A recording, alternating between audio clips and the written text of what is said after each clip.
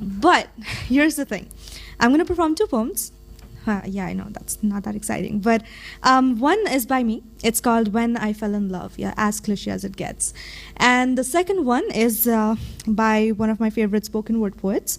Her name is... yeah, you would be like, oh, she's your favorite and you don't know her name. But her name is Sierra D. Mulder. Her poem, Unrequited Love, goes really well kind of in contrast with what I wrote. Okay, I'm going to avoid all the cliches and just going to start reciting. Okay, here it goes. I considered myself a bit of a love expert when it comes to perfect romances in books and poems. From Shakespearean sonnets about his mistress's eyes to the sappy high school love stories where the cute tall guy will always catch you when you fall. Trust me, I have read them all. All my life, I've learned to romanticize love. I've come to believe that it's the single most beautiful moment of a person's life. Every time, everywhere I read about love, it was always chaotic, always chaotic. There was an explosion of colors and feelings and kisses, and love was written about so loudly that it often ended in a melody or a cacophony. But when I fell in love, there was only silence. No, when I fell in love, the whole world did not light up like the 4th of July. Instead, all the lights in my head turned off. No, that was supposed to be like turned off, but okay. Leaving the spotlight shining brightly only on him. His sand-colored pants, his checkered shirt, the limp with which he walked away from me. Flicking the end of his cigarette with a finality much unlike the perfect hero that I had read about so many times. No, when I fell in love, there were no violins playing in the air. Instead, the stereo in my heart switched off.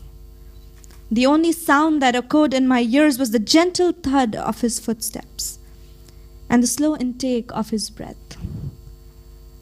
The ghost of his last laugh etched clearly in my memory, eagerly awaiting the next time a rare smile would come my way. Because when I fell in love, it wasn't like watching 100 fireworks setting off in the sky.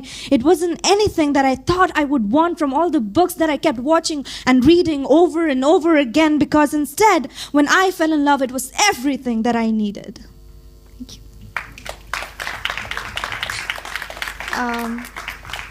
So that was me. And now I'm going to read something by Sierra De Mulder. It's called Unrequited Love. And here it goes. You'll be out with friends when the news of her existence will be accidentally spilled all over your bar stool. Respond calmly, as if it was only a change in weather, a punchline you saw coming after your 4th shot of cheap liquor. Leave the image of him kissing another woman in the toilet. In the morning, her name will be in every headline: car crash, robbery, flood. When he calls you, ignore the hundreds of ropes untangling themselves in your stomach. You are the best friend again. He invites you over for dinner and you say yes too easily. Remind yourself, this isn't special. It's only dinner. Everyone has to eat. When he greets you at the door, do not think for 1 second you are the reason he's wearing cologne tonight. In his kitchen, he will hand feed you a piece of red pepper. His laugh will be low and warm, and it will make you feel like candlelight. Do not think this is special. Do not count on your fingers the number of freckles you could kiss too easily. Try to think of pilot lights and olive oil, not everything you have ever loved about him. Or it will suddenly feel boiling and possible and so close. You will find her bobby pins laying innocently on his bathroom sink. Her bobby pins lying innocently across his bathroom sink.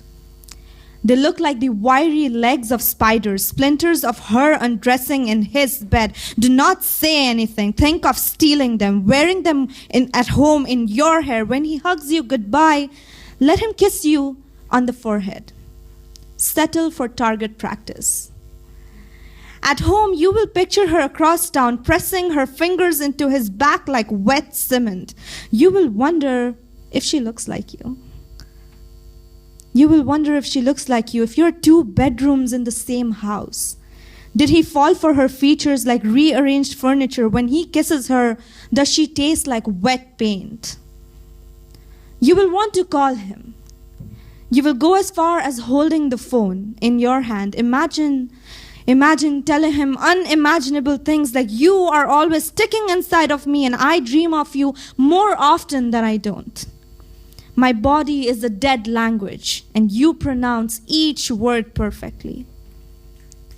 Do not call him. Fall asleep to the hum of the VCR. She must make him happy.